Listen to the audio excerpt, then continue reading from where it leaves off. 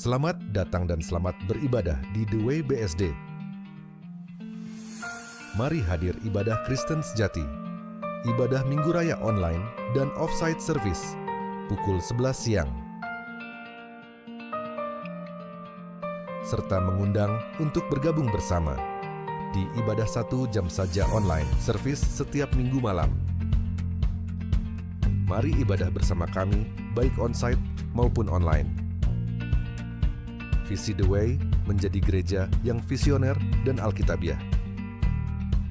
Misi The Way mengajar jemaat agar memahami dan mengimani Yahweh sebagai Allah yang Esa, Yesus Kristus sebagai anak Allah yang menebus dosa manusia, dan Roh Kudus adalah penolong dari Allah yang akan menyertai sampai akhir zaman. Mengembangkan pelayanan digital sebagai sarana utama gereja yang kontekstual dalam mengemban amanat agung Yesus Kristus. Menginspirasi jemaat agar ikut ambil bagian dalam pekabaran Injil dengan penekanan pada apa yang Yesus ajarkan dan yang sesuai dengan panggilannya masing-masing. Mewujudkan jemaat yang memiliki iman yang kuat dan mampu berapologet untuk membela imannya. Membangun jemaat yang punya perspektif hidup yang benar seperti yang Alkitab ajarkan, sehingga akhirnya mampu mempersiapkan dirinya untuk menghadapi kematian yang Tuhan tentukan nanti. Untuk persembahan dan perpuluhan dapat disalurkan via barcode QRIS atau transfer rekening terlampir. Jangan lupa follow sosial media kami. Mari siapkan hati dan pikiran kita. Selamat beribadah. Shalom semuanya, selamat hari Sabtu. Kita ada dalam ibadah Sabat Shalom. Dan sebelum kita beribadah, kita satu hati kita berdoa. Bapa yang baik, kami mengucap syukur buat pagi hari ini, buat siang hari ini kami boleh ada semua karena anugerah-Mu. Saat ini Bapa, kami mau mendengarkan firman-Mu dalam ibadah Sabat Shalom ini. Rawat setiap kami, jamah setiap kami, sehingga kami setelah ibadah ini tidak sama ketika sebelum ibadah. Kami semakin memahami kebenaran, bisa hidup dengan pertolongan Roh Kudus menjadi seperti Yesus, dan kami akan senantiasa jadi berkat bagi banyak orang dan menyenangkan hati-Mu di atas segalanya. Maka lawatlah kami dengan kebenaran-Mu. Kami alaskan ibadah kami ini dari awal, pertengahan hingga akhirnya hanya dalam nama Yesus Kristus, Juru Selamat kami yang hidup, yang sudah mengajar kami berdoa. Bapa kami yang di surga, dikuduskanlah nama-Mu. Datanglah kerajaan-Mu, jadilah kehendak-Mu di bumi seperti di surga. Berikanlah kepada kami pada hari ini makanan kami yang secukupnya, dan ampunilah akan kesalahan kami seperti kami juga mengampuni orang yang bersalah kepada kami. Dan janganlah membawa kami ke dalam pencobaan, tapi lepaskanlah kami daripada yang jahat, karena Engkau-lah milik kerajaan dan kuasa dan kemuliaan sampai selama-lamanya. Haleluya. Amin. Bapak Ibu, sebelum kita dengarkan firman Allah di ibadah sederhana kita secara daring, secara online, secara live streaming ini, saya mengajak kita untuk memuji Allah terlebih dahulu. Semoga lagu ini juga memberkati setiap kita dan menyambut firman Allah kita jadi diurapi, diberkati, sehingga firman yang ditaburkan nanti nggak kembali sia-sia. Haleluya. Mari sama-sama kita memuji Allah Bapak Ibu.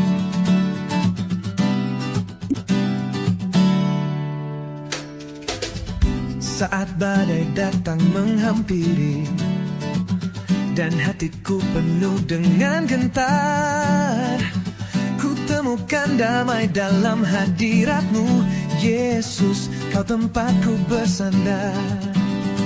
Yesus, tempat berlindungku, dalam kasih-Mu ku dikuatkan. Saat dunia tak menentu, Kaulah damai yang tak tergoyahkan. Kala air mata jatuh di malam dan tak ada lagi yang mengerti, Kau peluk hatiku yang terluka dengan kasih yang takkan pergi. Yesus, tempat berlindungku, dalam kasih-Mu ku dikuatkan. Saat dunia tak menentu, Kaulah damai yang tak tergoyahkan. Tiada lain yang ku percaya, hanya Engkau harapanku. Di setiap musim hidupku, Kaulah perlindunganku. Yesus, tempat berlindungku. Dalam kasih-Mu ku dikuatkan, kekal setia selamanya. Yesus, Kau tempatku berlindung. Oh, oh. Oh, oh, oh. Oh, oh. Yesus, Kau tempatku berlindung. Oh, oh. Oh, oh, oh. Oh, oh. Yesus, Kau tempatku berlindung. Haleluya. Semoga lagu tadi jadi berkat, dan kita sebelum kembali mendengarkan firman Allah, kita siapkan hati kita menyanyi dengan sungguh supaya firman ditaburkan sebentar tidak kembali sia-sia. Haleluya. Bapa, kami mau dengar firman-Mu, rawat kami dengan kebenaran-Mu. Jangan satupun kami yang Kau lalui, ya Bapa. Di dalam nama Yesus. Hidup ini adalah persembahan, Haleluya. bukan milikku tapi milik Tuhan. Setiap langkah, setiap nafasku untuk kemuliaan nama-Mu. Yesus, Engkaulah segalanya, sumber harapanku selamanya. Ku angkat tanganku dalam syukur, hidup ini hanya untuk-Mu. Tiada yang lebih indah dari kasih-Mu, mengalir di hati menuntunku. Setiap detik Kau ada bersamaku. Kau Tuhan yang tak pernah berlalu. Yesus, Engkaulah segalanya, sumber harapanku selamanya. Ku angkat tanganku dalam syukur, hidup ini hanya untuk-Mu. Takkan pernah ku berpaling, kasih-Mu terus ku kenang. Hidup ini jadi terang untuk dunia yang Kau sayang. Yesus, Engkaulah segalanya, sumber harapanku selamanya.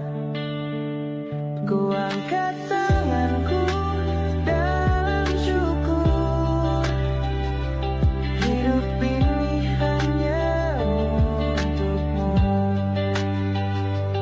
Hidup ini hanya untuk-Mu. Hidupku hanya untuk-Mu. Haleluya. Bapak Ibu, mari kembali kita satu hati, kita berdoa. Bapa yang baik, kiranya pujian penyembahan kami yang sederhana tadi menyenangkan hati-Mu, dan saat ini kami mohon lawat kami dengan kebenaran-Mu, mampukan kami mengerti setiap perkataan dan pengajaran Yesus yang kami mau dalami di ibadah Sabat Shalom siang hari ini. Jangan satupun kami yang Kau lalui. Hamba berdoa, beriman, yang sakit sembuh dalam nama Yesus, oleh bilur Yesus semua sakit penyakit sudah dipulihkan. Yang sedang dalam pergumulan apapun, pergumulan rumah tangga, ekonomi, pekerjaan, studi sekolah, apapun Bapa, Kau yang berikan jalan keluar. Kami percaya pertolongan-Mu nyata setiap kami, dan kami akan diberkati keluar lebih dari seorang pemenang. Bekali kami dengan firman-Mu, kami siap. Haleluya. Dalam nama Yesus. Amin.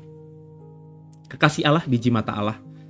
Tema kita pada ibadah Sabat Shalom kali ini adalah jangan jadi serigala. Ya. Jangan jadi serigala, muncul di atas, jangan jadi serigala. Saya mengajak semua untuk siapkan Alkitab saudara. Kita buka dari Matius pasal yang ke-10. Matius pasal yang ke-10, kita baca satu ayat saja, ayat yang ke-16. Matius pasal 10, ayat 16, demikian firman Allah. Lihat, aku mengutus kamu seperti domba ke tengah-tengah serigala, sebab itu hendaklah kamu cerdik seperti ular dan tulus seperti merpati. Matius 10, ayat 16, saya baca lagi versi terjemahan baru 2. Lihat, aku mengutus kamu seperti domba ke tengah-tengah serigala, sebab itu hendaklah kamu cerdik seperti ular dan tulus seperti merpati. Kekasih Allah, biji mata Allah. Masalah terbesar gereja, sekali lagi saya selalu ingatkan, takutnya saudara salah paham. Kalau saya berkata gereja, itu di otak saya bukan organisasi, bukan sinode, bukan merek gereja tertentu. Gereja di kepala saya adalah orangnya, Bapak, Ibu, saudara saya. Gereja adalah orangnya. Jadi kalau mau mendengarkan saya, tolong mengerti perspektif saya. Ya. Masalah terbesar gereja, orang percaya hari ini bukan soal penganiayaan. Memang banyak orang-orang percaya yang dianiaya karena imannya. Tapi masalah terbesar kita hari ini, kalau boleh jujur, bukan penganiayaan. Bukan juga sekularisme atau hidup yang sangat sekuler atau sangat duniawi. Bukan itu. Bukan juga dunia yang makin gelap. Seperti yang diajarkan banyak orang, wah kita sedang dikuasai kegelapan, Lucifer dan malaikat-malaikatnya sedang berkuasa. Bukan Bapak Ibu. Bagi saya, kalau kau tanya saya, masalah terbesar gereja, masalah terbesar orang percaya adalah ketika domba mulai belajar mengeram. Ketika domba mulai belajar untuk mengeram. Mengeram itu seperti layaknya binatang buas. Bapak Ibu biji mata Allah. Yesus berkata sesuatu yang sangat tidak nyaman. Dalam pembacaan kita tadi, Matius 10 ayat 16. Lihat, aku mengutus kamu, mengutus Bapak Ibu Saudara saya, mengutus gereja, mengutus orang Kristen, mengutus pengikut Kristus, mengikut orang-orang percaya, seperti domba ke tengah-tengah serigala. Perhatikan, Yesus tidak berkata, aku mengutus kamu untuk menjadi singa. Aku mengutus kamu untuk lebih kuat lagi. Aku mengutus kamu untuk tidak diserang, maka aku bekali dengan pelengkapan-pelengkapan ini. Tidak. Gereja banyak yang miss soal ini. Dalam ibadah Sabat Shalom, ini ibadah ke-94 kalau tidak salah, seri ke-94. Berarti sudah hampir 2 tahun kita beribadah Sabat Shalom setiap Sabtu, setiap hari Sabat. Di mana dalam ibadah Sabat Shalom saya mengajar hanya perkataan dan pengajaran Yesus. Sekarang ini sudah sampai Matius pasal yang ke-10 ayat 16. Kita belajar dari apa yang Yesus katakan. Yesus tidak tadi berkata, aku utus kamu Seno, aku utus saudara, aku utus kamu untuk jadi singa, jadi macan, jadi harimau. Tidak. Ia berkata kepada kita semua orang percaya pengikutnya, aku, kata dia, kata Yesus, mengutus kamu sebagai domba. Sebagai domba ke tengah-tengah serigala. Perhatikan baik-baik Bapak Ibu. Ini bukan sebuah kelemahan. Diutus sebagai domba bukan merupakan sebuah kelemahan. Meskipun kita tahu kalimatnya ke tengah serigala. Inilah yang saya sebut strategi kerajaan Allah. Kalau Bapak Ibu mau dengarkan saya, inilah versi strategi kerajaan Allah yang paling radikal. Dan kalau Bapak Ibu sudah atau tidak salah membaca, ya. Kalau kita bisa salah membaca ayat ini, ya, seluruh Matius 10 ayat 17 sampai 33 berikutnya, kita hanya berpikir mungkin ini hanya cerita penderitaan kalau kita salah membaca. Ya, dalam kesempatan sebelumnya saya berpikir Matius 10 ayat 16 sampai 33 itu saya jadikan satu kesatuan khotbah. Sudah jadi materinya. Tapi ketika kemarin saya mau menyiapkan diri untuk pelayanan hari ini, saya digerakkan, wah ini terlalu banyak detil-detil kebenaran yang harus di breakdown. Maka akhirnya saya memutuskan untuk memecah Matius 10 ayat 16 sampai 33 dengan menjadi beberapa bagian. Dan hari ini kita ngomongin Matius 10 ayat 16. Tapi kalau kita membaca utuh, seringkali kita salah membaca. Seolah-olah Matius 10 ayat 16 sampai 33 ini adalah cerita tentang penderitaan.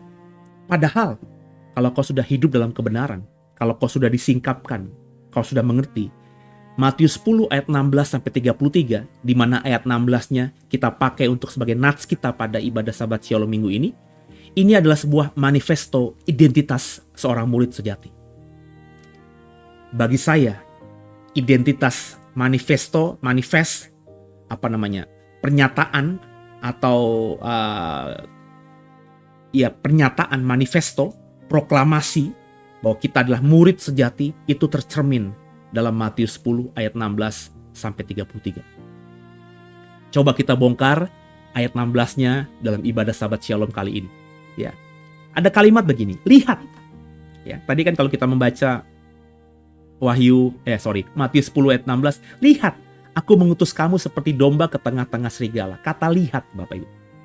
Kalimat ini, ayat ini, yang saya bilang tadi menjadi manifesto identitas seorang murid sejati, dimulai dengan kata lihat. Dalam bahasa Yunaninya idau.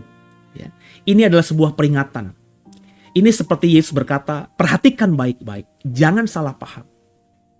Lihat baik-baik, perhatikan baik-baik, dengarkan baik-baik, jangan sampai salah paham. Artinya apa Bapak Ibu? Ketika Yesus berkata lihat, idau. Kekristenan itu bukan jalan aman Bapak Ibu.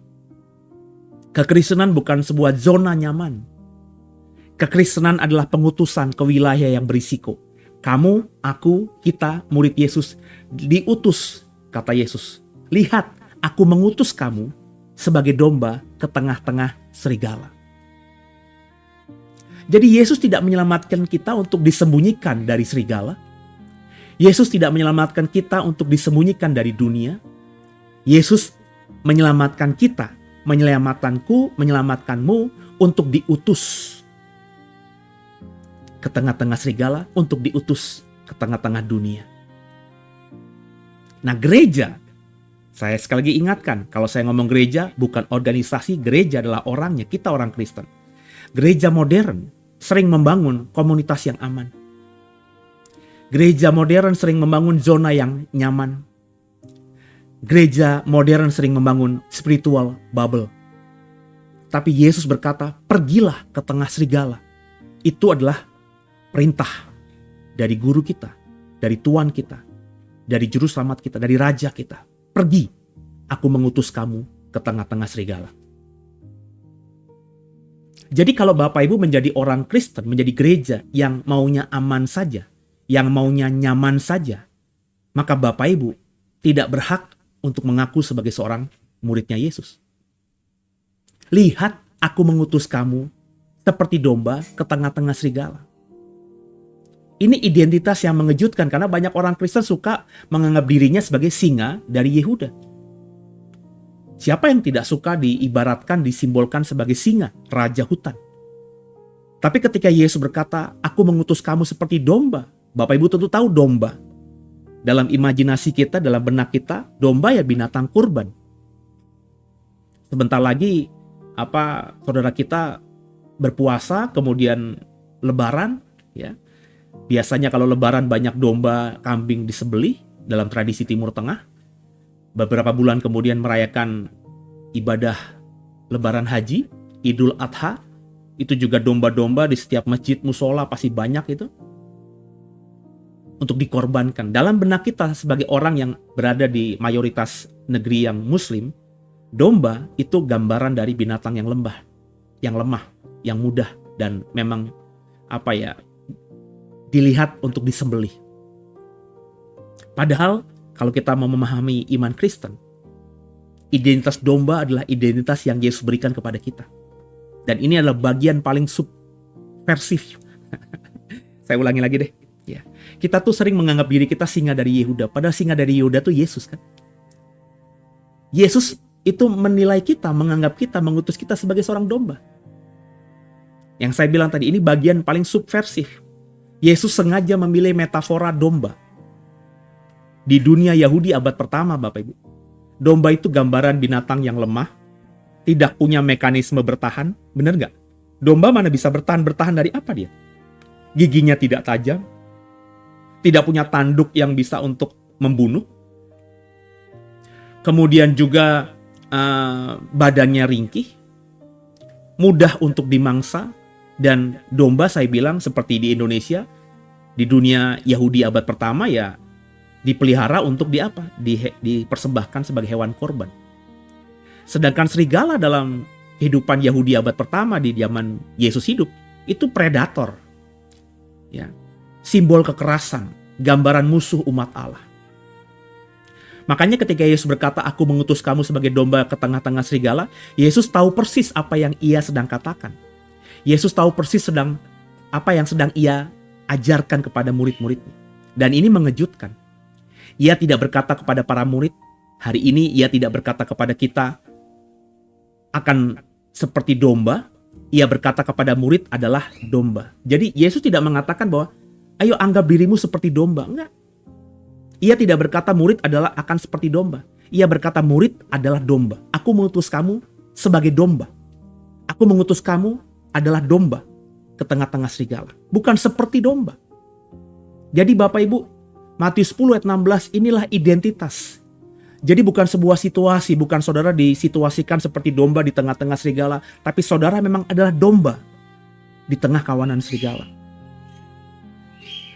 Nah, hari ini gereja kekristenan sering diajarkan, ayo kita jadi kuat. Kita harus jadi orang Kristen yang menjadi dominan. Ayo kita jadi orang Kristen yang rebut pengaruh, jadi pemimpin, jadi leaders. Kita harus menguasai sistem dunia. Itu gereja mengajarkan demikian. Tapi justru kalau kita memperhatikan dan mempelajari perkataan dan pengajaran Yesus, Yesus berkata, tetaplah domba bahkan di dunia yang seperti serigala. Tetaplah jadi domba bahkan di dunia yang berisi serigala. Dan ini sangat kontrakultural. Kerajaan Allah tidak menang dengan menjadi lebih ganas. Kerajaan Allah tidak menang dengan menjadi lebih kuat, lebih dominan. Kerajaan Allah menang ketika Bapak, Ibu, dan saya tetap serupa seperti Kristus, Sang Anak Domba Allah. Wow, haleluya. Ini kontras yang sangat tajam secara Injili. Orang Kristen lebih paham yang ayat ini, Matius 7 ayat 15. Matius 7 ayat 15, Yesus memperingatkan ada serigala berbulu domba di tengah kawanan domba. Bahayanya apa? Serigala menyamar seperti domba. Jadi di tengah kawanan domba-domba ternyata ada serigala berbulu domba. Ada yang jahat. Ada yang ingin merusak. Maka Bapak Ibu, di tengah persekutuanmu dengan orang percaya, berhati-hatilah, berjaga-jagalah. Karena kau pikir semuanya domba, tapi ternyata ada satu, ada dua, ada beberapa di antara kawanan domba itu ternyata adalah serigala berbulu domba. Dan ini berbeda dengan Matius 10 ayat 16 yang barusan kita baca tadi. Di Matius 10 ayat 16 bahaya itu yang lebih halus muncul. Domba tergoda menjadi serigala. Aku mengutus kamu menjadi domba di tengah kawanan serigala. Jadi inilah bahaya yang saya bilang tadi. Kayaknya lebih halus, pakai bahasa yang lebih halus tadi. Di tengah-tengah dunia yang jahat, di tengah-tengah dunia yang ganas, ternyata ada domba yang akhirnya tergoda menjadi seperti serigala. Jadi ini kayak ada kontradiksi. Di Matius 7 ayat 15, Yesus berkata, hati-hati bahwa ada serigala berbulu domba di tengah kalian, kawanan domba.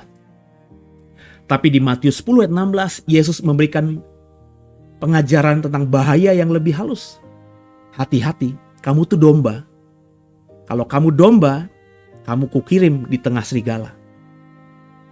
Jangan sampai kamu menjadi serigala. Karena pergaulan yang buruk merusakkan yang baik. Dan inilah tragedi gereja sepanjang sejarah karena gereja mengabaikan ayat dan pengajaran ini. Kapan Bapak Ibu gereja, orang percaya mulai terdengar seperti serigala?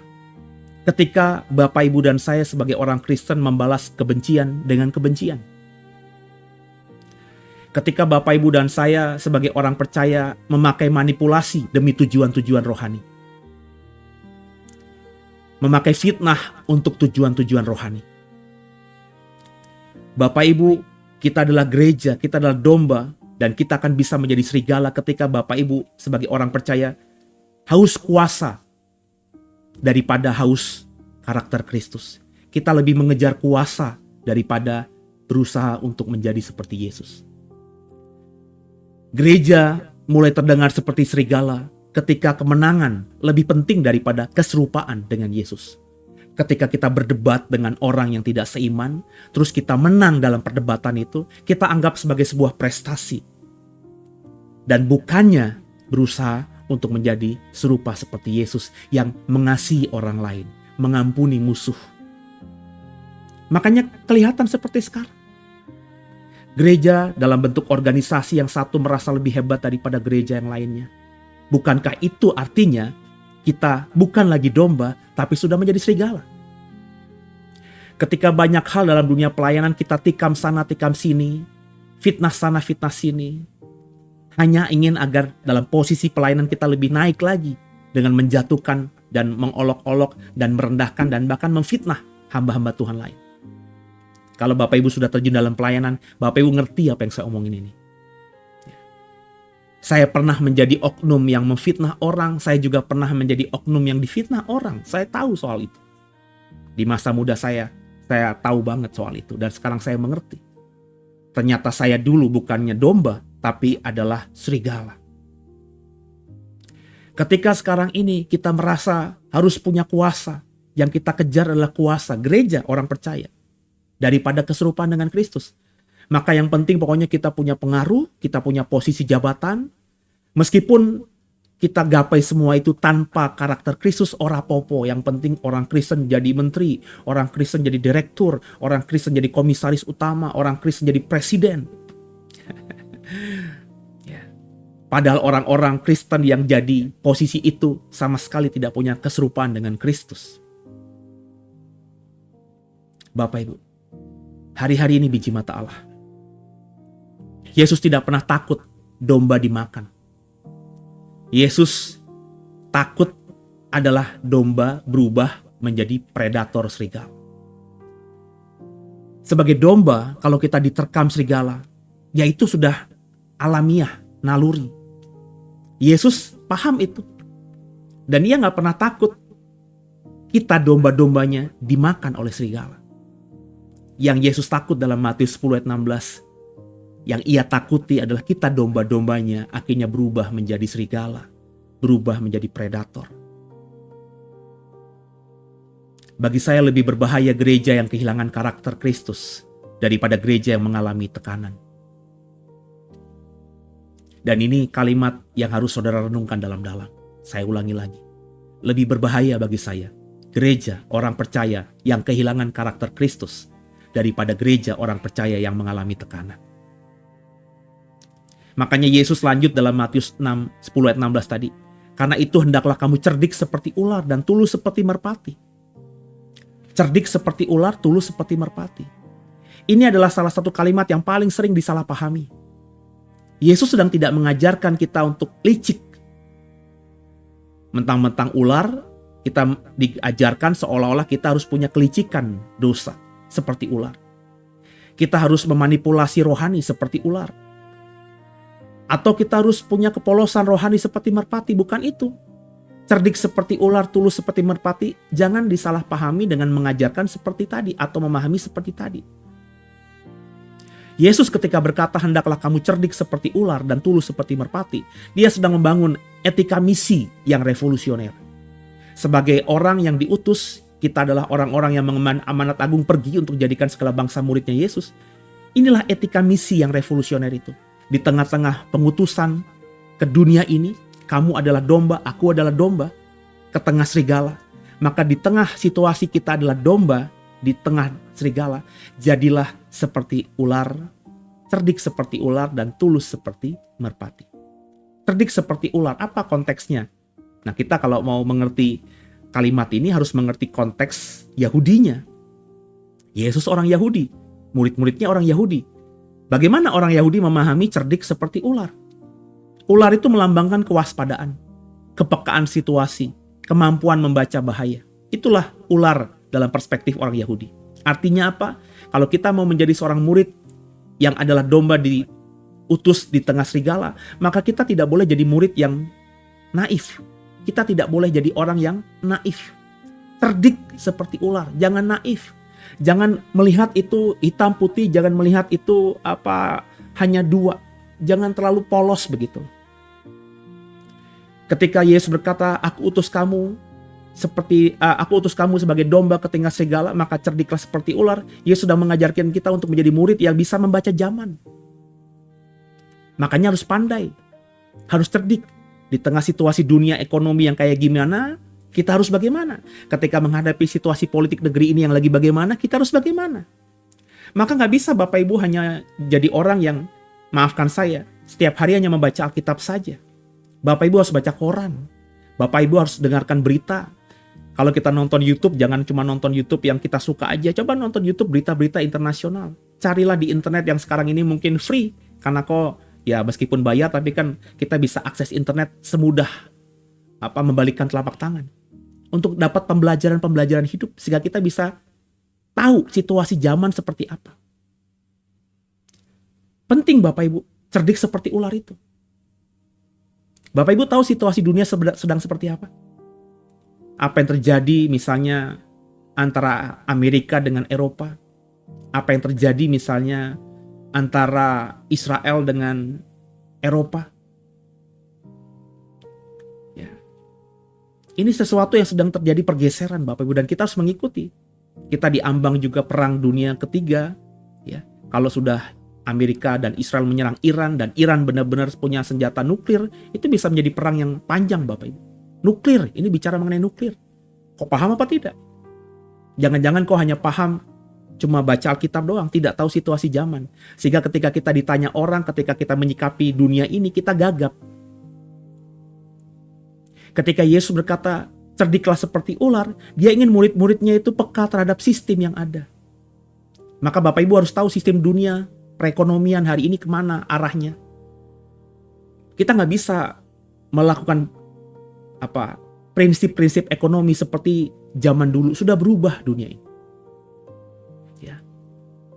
Pergerakannya begitu cepatnya. Beberapa tahun yang lalu kripto berjaya, tiba-tiba tahun ini berantakan, habis semuanya. Apakah tidak mungkin lagi bangkit kembali? Mungkin saja. Dan kita harus tahu. Di belahan dunia manapun hari ini, dalam minggu ini, indeks harga bursa itu jatuh. Kita harus tahu ini semuanya. Apa yang terjadi di negara ini soal politik, soal ekonomi, soal hukum. Bapak Ibu tahu nggak? Kalau nggak tahu, Bapak Ibu nggak bisa mencermati dunia, dan Bapak Ibu nggak jadi berkat bagi orang Kristen lainnya yang minta tolong saudara untuk melewati masalah ini. Itulah cerdik seperti ular. Jangan jadi orang Kristen yang naif, yang hanya berkata hitam, putih, terang, gelap. Ada area abu-abu. Ada area senja, area fajar yang tidak gelap, yang juga tidak terang. Dan kita harus tahu itu supaya kita bisa membaca situasi dunia, supaya Bapak Ibu tidak terhisap dengan dunia. Cerdik seperti ular. Lalu ada kalimat tulus seperti merpati. Kata Yunaninya akeraios, artinya murni, tidak tercampur, tidak manipulatif. Ini bicara soal integritas batin. Meskipun kita harus cerdik seperti ular, kita harus tahu situasi dunia, kita harus peka, kita harus mengerti arah dunia sedang kemana, maka kita harus catch up, harus memahami banyak hal, wawasan kita luas. Tapi kata Yesus, kau juga harus tulus seperti merpati. Kau tidak boleh sama seperti dunia. Yesus tidak mau murid-muridnya polos tapi bodoh, pintar tapi licik. Ia mau kombinasi yang langka. Ia mau murid-muridnya punya hikmat yang strategis dan kemurnian hati. Jangan jadi orang Kristen yang polos. Udah polos, bodoh pula. Jangan juga jadi orang Kristen yang pintar, tapi licik. Ia mau kombinasi, cerdik seperti ular, tulus seperti merpati. Kau harus jadi orang Kristen yang pintar, memahami segalanya. menguasai segalanya, tahu banyak hal. Tapi jangan jadi orang Kristen yang mengikuti semua tadi. Kau harus punya integritas. Makanya kau harus jadi orang Kristen yang tulus, punya hikmat. Hikmatnya strategis, dan punya kemurnian hati juga. Hikmat tanpa kemurnian melahirkan predator. Kemurnian tanpa hikmat melahirkan korban. Perhatikan baik-baik. Kalau Bapak Ibu hanya punya kepintaran, tapi Bapak Ibu tidak punya hati yang seperti Yesus, karakter yang seperti Yesus, maka Bapak Ibu jadi orang Kristen yang jadi predator. Jadi orang Kristen yang tadi, ya, karena kepintaranmu tanpa hatimu yang seperti Yesus, kau bisa menjatuhkan banyak orang hanya demi apapun, termasuk posisi jabatan dalam pelayanan. Tapi kalau kau cuma jadi orang yang polos aja, yang murni aja, aku tulus aja deh, aku melayani aja deh, tanpa kepintaran, kau jadi korban. Kau jadi diperdaya banyak orang. Kau hanya jadi alat bagi banyak orang yang jahat. Akhirnya pelayanan kita tidak berdampak apa-apa karena pelayanan yang kita anggap tulus ternyata dimanfaatkan oleh orang. Itulah pengertian cerdik seperti ular, tulus seperti merpati. Jangan cuma mengandalkan pintar, hikmat, tapi juga punya karakter Kristus yang kuat. Jangan cuma semata punya karakter Kristus yang kuat tapi nggak pintar. Sebab kalau kita hatinya baik, murah hati dan seterusnya, tapi kalau kita nggak pintar, kita dibodohi. Kita tidak berdosa, tapi kita tidak jadi maksimal memberkati banyak orang karena dibodohi oleh orang yang memanfaatkan keluguan kita. Itu loh Bapak Ibu. Jadi orang Kristen kan bukan masalah dosa apa tidak dosa, kita tuh jadi berkat apa tidak bagi banyak orang. Jadi terang apa tidak bagi banyak orang, kan itu. Kalau kita tulus tapi kita tidak pintar, maka kita tidak mungkin bisa jadi berkat bagi banyak orang. Kenapa? Karena kepolosan kita, ketulusan kita dimanfaatkan orang untuk tujuannya. Kita tidak berdosa, tapi kita hidup tidak jadi berkat dan garam bagi banyak orang. Jadi ayo kita tarik semua pembelajaran tadi ke konteks modern kita hari ini. Hari ini, serigala tidak selalu berbentuk penganiayaan fisik. Serigala bisa berupa budaya kebencian digital. Hari ini banyak sekali orang-orang scam, banyak sekali orang-orang yang memfitnah, yang merendahkan.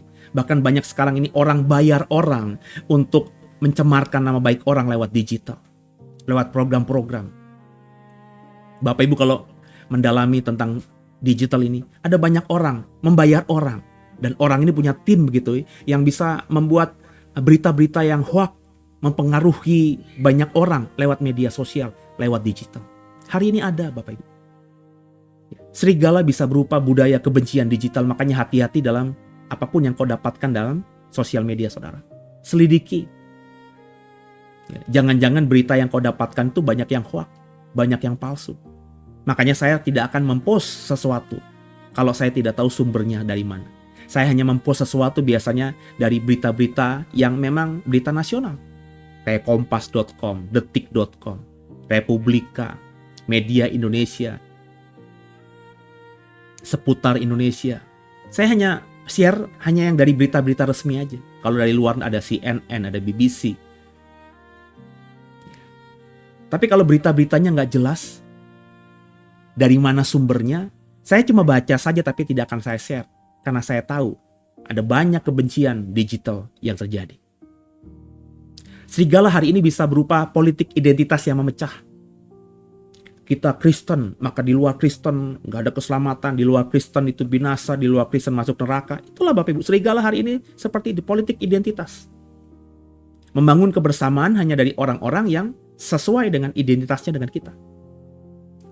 Serigala bisa berupa sistem yang menekan integritas. Berapa banyak sekarang ini orang-orang yang berintegritas ditekan oleh sistem, mengikuti sistem. Ya. Kayak hari ini kemarin, saya nggak mau sebut tapi ada berita, katanya orang ini ya makan gratis itu lebih penting daripada pekerjaan. Saya bingung dengan logika ini. Yang ngomong tuh orang pintar. Tapi tadi integritasnya bagi saya sudah ditekan oleh sistem kekuasaan yang ada sehingga tidak bisa berpikir normal. Kalau bagi saya kebalikannya. Kalau semua rakyat Indonesia punya pekerjaan yang layak dengan penghasilan yang layak, nggak butuh itu makan bergizi itu. Karena pasti sebagai orang tua dia akan kasih makan yang baik buat anak-anaknya kan. Kenapa orang Yang pintar ini bisa berkata demikian karena integritasnya sudah dibayar, sudah dibeli oleh penguasa. Sehingga nggak bisa berpikir dengan normal. MBG itu proyek, Bapak Ibu. Banyak orang yang diuntungkan dan bukan orang kecil yang diuntungkan. Makanya ada informasi, ada anak dari anggota DPR mana yang punya atau mengelola puluhan dapur MBG. Padahal anak itu masih seumur jagung. Dari mana dia ilmunya? Dari mana dia disebut berhasil? Itu semua dapat karena orang tuanya yang adalah anggota DPR kan Bapak Ibu. Itu fakta.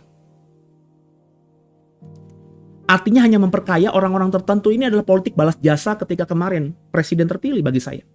Saya harus ngomong politik karena memang itu yang saya yakini. Apalagi ketika ada orang berwacana MBG lebih penting daripada mengatasi pengangguran dan memberikan pekerjaan kepada rakyat Indonesia. Saya bilang, aduh berpikirnya sudah somplak Bapak Ibu. Serigala bisa berupa algoritma yang monetisasi kemarahan. Jika program-program sosial media yang hanya mengumbar emosi, mengumbar amarah. Itu akhirnya yang disukai oleh banyak orang. Serigala hari ini berupa tekanan sosial untuk kompromi iman. Kita akhirnya berkompromi dengan iman kita. Bapak Ibu, toleransi iya tapi nggak boleh kompromi. Toleransi apa? Kita beriman dengan radikal dan kita menghormati kepercayaan dan pandangan orang yang berbeda dengan kita, itu toleransi. Tapi kalau kompromi, kita menurunkan kadar iman kita. Kita merendahkan kadar iman kita. Untuk bisa menyesuaikan dengan iman orang lain. Itu namanya kompromi dan saya tidak suka dengan istilah kompromi. Saya radikal dengan iman saya. Tapi kalau ada orang berbeda dengan saya menghormati perbedaan itu. Saya menghargainya. Tidak menurunkan iman saya. Saya tidak akan menurunkan kadar integritas iman saya hanya sekedar untuk menyenangkan orang. Itu kompromi. Jadi Bapak Ibu, respon Kristen sering jauh dari dua ekstrim. Atau sering jatuh ke dua yang ekstrim. Ekstrim pertama, jadi orang Kristen yang naif. Akhirnya pasif dan tidak relevan. Dan ekstrim yang berikutnya, jadi orang Kristen yang agresif, yang reaktif, tapi kehilangan Roh Kudus. Roh Kristus. Maka tadi menghadapi serigala ini, banyak orang Kristen jatuh ke dua ekstrim tadi. Jadi orang Kristen yang naif, jadi orang Kristen yang pasif, jadi orang Kristen yang tidak relevan dengan dunia ini. Sebodoh amat begitu. Yang penting aku, yang lain mah gak peduli. Tapi ekstrim berikutnya jadi orang yang agresif, menyerang sana sini tanpa objektivitas, menyerang sana sini hanya berdasarkan sumber subjektivitas, reaktif. Dan akhirnya kehilangan Roh Kristus, membabi buta, menyerang sana, menyerang sini. Dan itu tidak dikehendaki oleh Yesus. Yesus yang saya paham menawarkan jalan yang lain. Kita dipanggil bukan untuk melarikan diri dari dunia. Dan bukan untuk menjadi seperti dunia. Yesus ingin kita dipanggil untuk hadir berbeda di tengah dunia. Jadilah domba di tengah serigala. Tapi hari ini banyak domba akhirnya bertransformasi menjadi serigala. Menjadi domba tapi buas. Menjadi domba tapi pemangsa. Yang bukan jati dirinya, bukan DNA-nya. Maka Bapak Ibu, kita gak dipanggil untuk lari dari dunia ini. Meninggalkan dunia yang jahat ini, tinggal di gunung-gunung, bertapa, bermeditasi. Enggak. Kita juga gak dipanggil untuk menjadi sama dengan dunia. Akhirnya gak ada bedanya orang Kristen dengan orang yang bukan Kristen. Gak ada bedanya pengikut Kristus sama bukan pengikut Kristus. Kita sama aja dalam bersikap. Di tempat pelacuran ada orang Kristennya. Di KPK banyak orang Kristen yang ditangkap juga. Di penjara, di lapas semakin banyak kelompok Kristennya. Di tempat pelacuran banyak orang Kristennya, baik yang melacurkan diri maupun yang menikmati para pelacur. Itu menunjukkan kita akhirnya gak beda dengan dunia. Yesus inginnya Bapak Ibu hadir berbeda di tengah dunia. Di tengah orang-orang yang korupsi, kita gak korupsi. Di tengah teman-teman kita yang sering mabok-mabokan, narkobaan, kita enggak. Di tengah dunia yang suka sama perjinahan, percabulan, kita tidak. Di tengah dunia yang kayak apapun, kita tetap menjadi domba-dombanya Yesus. Dan itulah yang Yesus ingin. Jangan lupa loh, bahwa Yesus tidak menyuruh sesuatu yang ia sendiri tidak jalani. Ia adalah anak domba Allah. Di seluruh Injil, ia datang sebagai anak domba. Ia ditolak, ia tidak membalas, ia tetap mengasihi. Itulah anak domba Allah, dan seharusnya sebagai domba-dombanya Allah, kita juga seperti itu. Salib adalah momen ketika serigala berpikir mereka menang. Tapi justru disitulah kerajaan Allah menang. Salib itu adalah tanda kemenangan anak domba. Serigala berkata, aku menang. Orang Farisi, Saduki, imam-imam, orang Yahudi, Pilatus berkata, kami menang, kami sudah menyalibkan Yesus. Tapi justru di atas kayu salib itulah kerajaan Allah menang. Serigala menang dengan memangsa, tapi anak domba menang dengan mengasihi sampai akhir. Ketika anak domba membalas untuk tidak membalas. Ketika anak domba membalas untuk tidak menyakiti, padahal dia bisa kalau dia mau. Dia justru berkata di atas kayu salib, Bapa, ampuni mereka sebab mereka tidak tahu apa yang mereka perbuat. Disitulah anak domba Allah menang karena bisa mengasihi dunia sampai akhir. Dan Yesus hari ini berkata kepada Bapak, Ibu, dan saya, sekarang kamu, aku, diutus Yesus dengan cara yang sama. Biji mata Allah. Pertanyaannya hari ini bukan apakah dunia itu begitu kejam, begitu keras. Apakah dunia itu memberikan tekanan-tekanan yang luar biasa berat? Apakah serigala itu ada? Pertanyaannya adalah apakah kita masih mau rela menjadi domba? Apakah kau dan aku di tengah situasi dunia yang gak jelas ini, kita tetap memilih menjadi domba di tengah dunia yang tak menentu? Menjadi domba yang bukan polos, lugu, bukan juga jadi domba yang pintar semata, tapi domba yang diutus ada di tengah serigala, di tengah dunia, yang cerdik seperti ular, tulus seperti merpati. Kenapa demikian? Karena jujur Bapak Ibu, lebih mudah jadi sinis, lebih mudah jadi keras, lebih mudah jadi reaktif. Kerajaan Allah tidak dibangun oleh orang yang paling keras. Kerajaan Allah dinyatakan melalui orang yang cerdik, tapi bersih, berani, tapi lembut, ditekan, tapi tidak berubah menjadi pahit. Dunia sudah penuh serigala, bahkan dipenuhi oleh serigala. Jangan sampai gereja, jangan sampai orang percaya menambah jumlahnya dengan berubah dari domba menjadi serigala. Tetaplah menjadi domba ya Bapak Ibu. Tetaplah cerdik ya. Tetaplah tulus. Karena justru melalui domba yang setia, kerajaan Allah menembus dunia yang paling gelap. Dan hari ini, itu adalah perintah Yesusmu untukku dan untukmu. Semoga setiap kita yang ikut ibadah Sabat Shalom ini senantiasa mau menjadikan perkataan dan pengajaran Yesus sebagai dasar hidup kita sampai akhirnya nanti. Haleluya. Amin. Semoga firman yang saya bagikan di ibadah Sabat Shalom ini memberkati setiap saudara.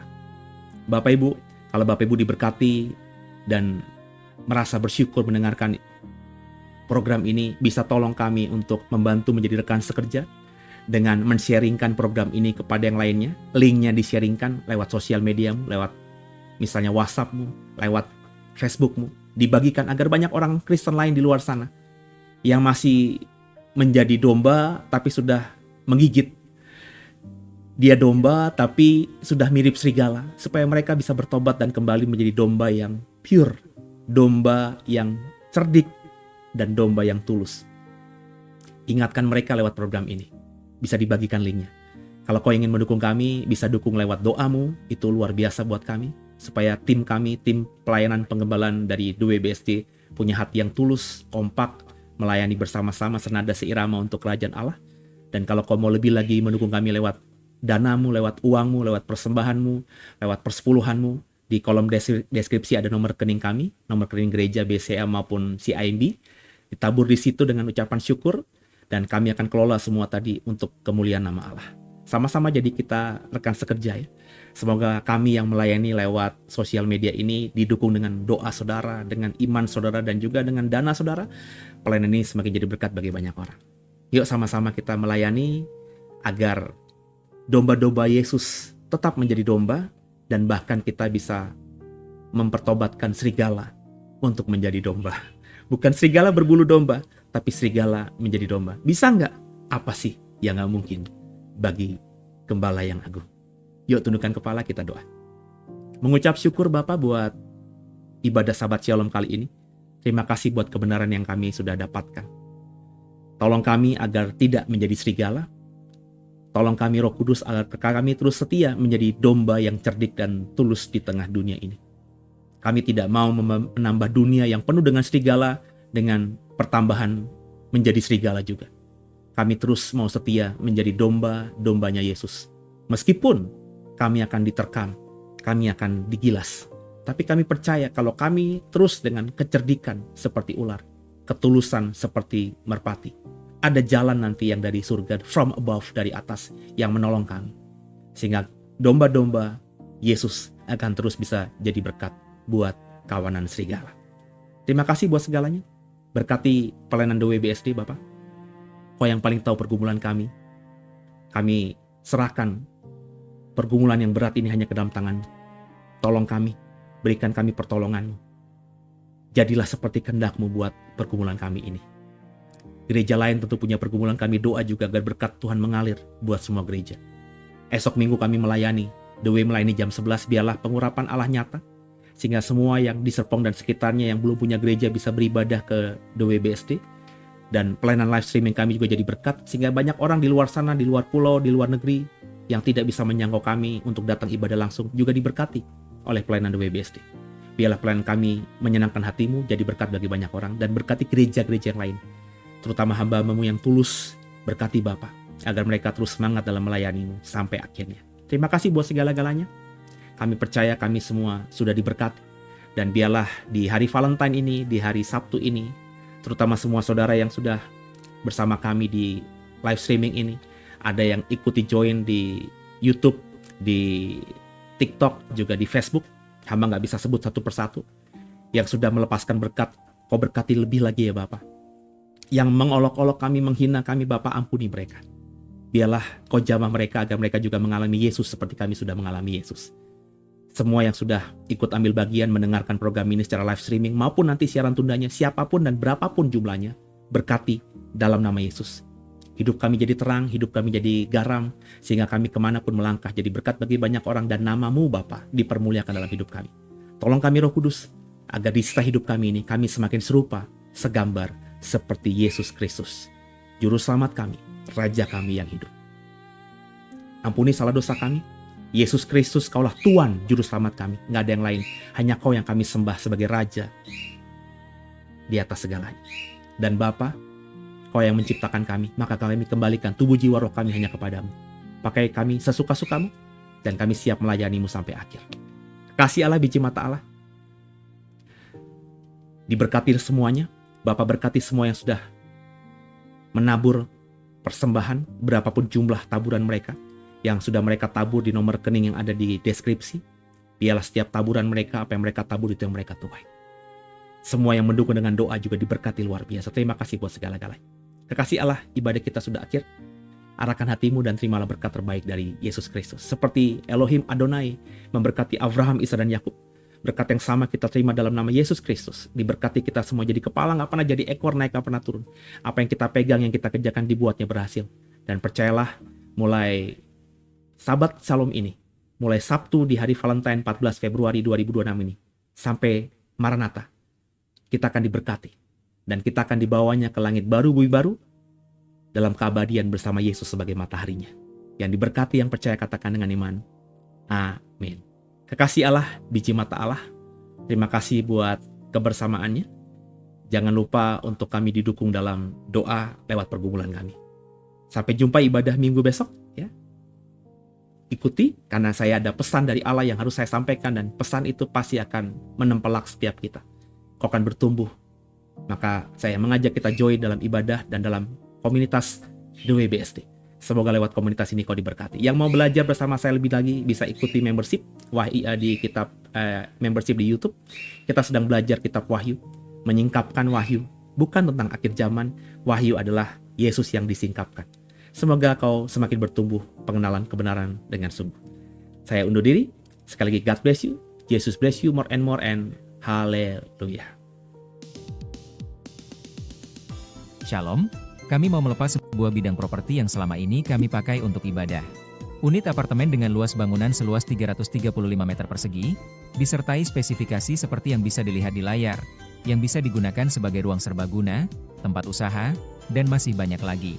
Kami mau melepasnya karena mau menyesuaikan diri dengan bentuk pelayanan kami ke depannya, sehingga kami bisa melayani dengan lebih tulus, efektif, dan lebih efisien bagi kerajaan sorga. Bagi yang tergerak dan berminat, bisa hubungi kami di nomor ini.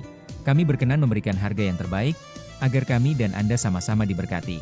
Mohon juga kesediaannya untuk dukung dalam doa, agar segera bisa dipertemukan dengan pembeli yang membutuhkan, dan akhirnya pelayanan The Way ke depannya semakin menjadi berkat. Amin. Yesus Kristus memberkati kita semua. Shalom Bapak Ibu Saudara sekalian. Ini adalah parfum Sean Lionel Pieces ya. Ini adalah parfum yang wanginya itu aquatic, fresh, sugar. Nah, di top notes-nya itu ada lavender, pink pepper, dan juga marine notes. Dan di tengah-tengahnya, di middle notes-nya itu bakal keluar wangi myrtle dan juga soap notes yang bikin wangi parfum ini tuh seperti abis beres mandi ya, yang wanginya tuh fresh, seger, ringan gitu. Tapi nggak lupa di base notes-nya ini ada kashmeran sama sandalwood yang bikin wanginya itu tetap hangat, tetap maco, tetap laki banget. Jadi buat Bapak Ibu sekalian yang penasaran sama satu produk ini, langsung aja dicek di kolom deskripsi di bawah Sean Lionel.